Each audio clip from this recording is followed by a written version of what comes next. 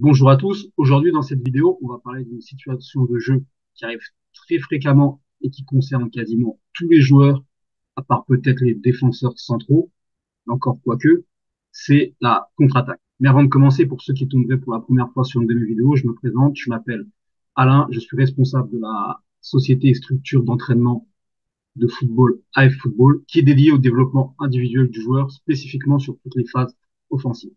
Allez, c'est parti. Et donc, pour vous expliquer au mieux comment réussir les contre-attaques, je vais diviser les conseils en deux points de vue.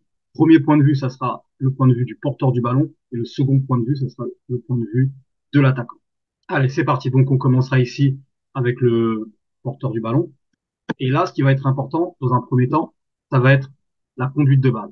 Et donc, pour que cette conduite de balle soit très efficace, il faudra que cette conduite de balle soit très proche de vous, c'est-à-dire à 1 ou 2 mètres, maximum 2 mètres, pour pas permettre au défenseur, éventuellement, de sortir sur vous et de lui donner la possibilité d'intervenir. Ça, c'est le premier élément. Deuxième élément, ça va être la tête levée, de toujours prendre les informations sur ce qui se passe autour de vous, où sont situés les joueurs, et de toujours garder les options ouvertes. Et le troisième élément qui va être très très important, ça va être de fixer un maximum le défenseur. Et c'est là que beaucoup de contre-attaques échouent, c'est-à-dire c'est parce que le porteur du ballon ne fixe pas assez le défenseur et souvent fait la passe trop tôt. Ce qui permet en fait très souvent au défenseur, lorsqu'il n'est pas assez fixé, de pouvoir juste coulisser et ne pas être battu par la passe. Et en fait, en le fixant, vous allez le forcer à faire un choix. Soit sortir sur vous, et donc là, à ce moment-là, vous pourrez faire la passe, soit continuer à reculer, mais à ce moment-là, vous aurez également la possibilité de frapper. Et on le voit ici, on le voit très bien ici, c'est-à-dire que ce défenseur fait le choix de fermer l'axe, donc le choix logique, et c'est uniquement à ce moment-là que Fernandez fait la passe. Parlons maintenant du point de vue de l'attaquant et des deux éléments absolument cruciaux pour pouvoir être performant sur les contre-attaques. Le premier élément, ça va être le timing de la course, d'être toujours à la même hauteur ou légèrement devant le joueur en possession du ballon.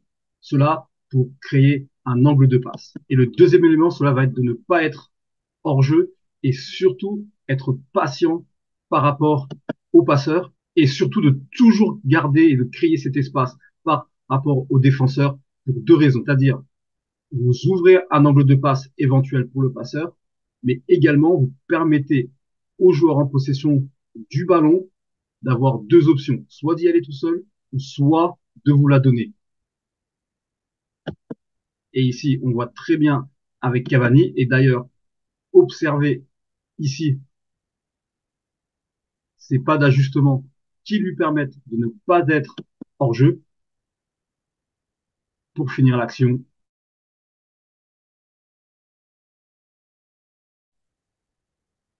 au top.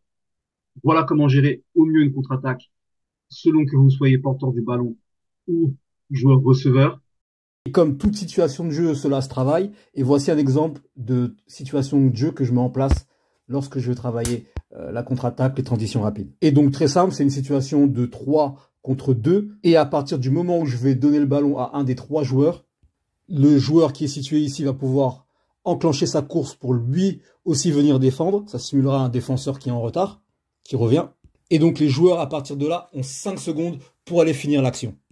Et par moment, j'aime même rajouter une petite carotte, c'est-à-dire que si le but est marqué, ils peuvent revenir en marchant. Par contre, si le but n'est pas marqué, on simule que le ballon repart dans l'autre sens et qu'ils doivent se replacer en sprintant. Et donc, pour éviter ce concept de répétition qui n'a pas de sens en réalité, car il n'y a aucune contre-attaque qui est similaire, je fais donc une passe à un des 3 joueurs. Donc, par moment, ça sera avec 2 rebonds. Par moment, ça sera en profondeur. Par moment, ça sera une passe courte. Par moment, ça sera une passe trop longue. Et donc, ils devront constamment s'adapter et il n'y aura aucune répétition qui sera la même.